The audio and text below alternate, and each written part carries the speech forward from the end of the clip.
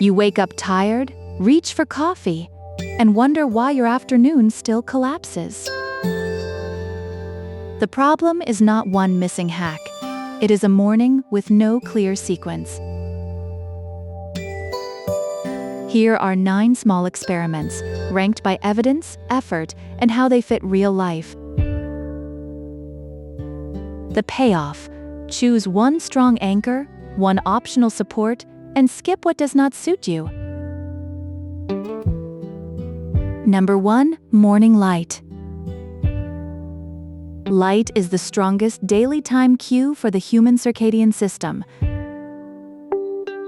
Morning light can shift circadian timing, and daytime light can modestly improve alertness. But 10 to 30 minutes within an hour is a useful template, not a universal prescription. Clouds, season, latitude, skin comfort, shift work, and eye conditions all change the decision. Try stepping outside after waking, never stare at the sun, and follow eye care advice. Number 2. Water before ritual.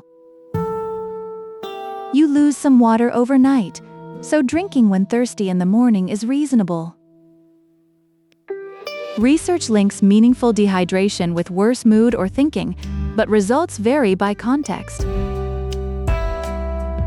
Evidence does not establish 16 ounces on waking as a brain-boosting dose for everyone. A simple cue works better. Keep water accessible, drink comfortably, and notice thirst. If fluid intake is medically restricted, your clinician's plan outranks any internet routine. Number 3. Caffeine timing. Caffeine promotes wakefulness mainly by blocking adenosine receptors. That mechanism is well supported. What is not established is that waiting 90 minutes prevents a 3 o'clock crash.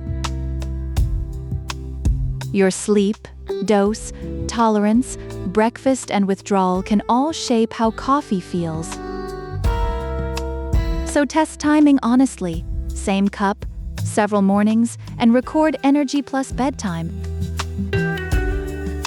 If delayed coffee causes headache or misery, it is not a moral failure. Choose differently. Number 4. A morning walk. Walking has evidence for improving depressive and anxiety symptoms compared with inactivity. A morning walk can also bundle movement, outdoor light, and a transition into the day. The claim that optic flow directly quiets anxiety circuits in people remains an open question. You do not need that mechanism for walking to be a worthwhile experiment. Start with a route that feels safe and accessible, even if it is indoors. Number 5. Cyclic Sighing. One randomized remote trial compared 5-minute daily breath practices with 5-minute mindfulness. Cyclic sighing showed promising mood and breathing rate changes, but one trial is not a universal guarantee. Try a gentle nose inhale, a smaller second inhale, then one long, comfortable exhale. Stop if you feel dizzy, breathless, panicky, or unwell. Forcing the breath defeats the point. Think of it as a brief regulation tool, not suppression, treatment, or permission to endure harm. Number 6. Cold with caution. Cold water feels alerting to many people, but mood and well-being evidence is still mixed. The famous 250% dopamine figure came from prolonged cool water immersion, not a brief shower.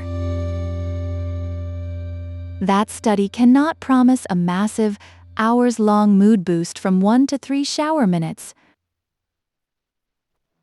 Sudden cold can sharply raise breathing, heart rate, and blood pressure. Skip it if risk, pregnancy, illness, medication, or medical advice makes cold exposure uncertain. Number 7. Guided deep rest. NSDR is a popular umbrella label. Yoga Nidra is a much older guided practice. Recent research suggests possible stress and well-being benefits, with small effects in some better controlled work. Study quality and methods vary, so feeling restored is possible, not equivalent to hours of sleep. Try 10 quiet minutes with a trustworthy recording. Set an alarm if timing matters. Persistent daytime sleepiness deserves attention to sleep opportunity, schedule, health, and professional advice. Number 8. Deep reading. A 12-year observational study found book readers had lower mortality than non-readers. It did not prove that books caused longer life. Readers differed in many possible ways. Physical books were measured, but the study did not settle print versus e-books or audio. Read because sustained attention, learning, or pleasure matters to you, not as a longevity guarantee. Number 9. Kindness and gratitude. Gratitude interventions show small average well-being gains with meaningful variation across people and cultures. Kindness is modestly associated with well-being, especially meaning, but effects are not automatic. The tidy story, oxytocin relaxes vessels and protects your heart, is not established for daily journaling. Choose one authentic act, thank someone specifically, help with consent, or note one good thing. 9 ideas are too many for tomorrow. Pick the strongest fit, not the longest checklist. For many people, that is outdoor morning light, plus a short, accessible walk. Add water if thirsty, adjust coffee experimentally, and use gentle breathing when pressure rises. Your best day is not perfect biology. It is one evidence-aware choice you can repeat and permission to skip the rest.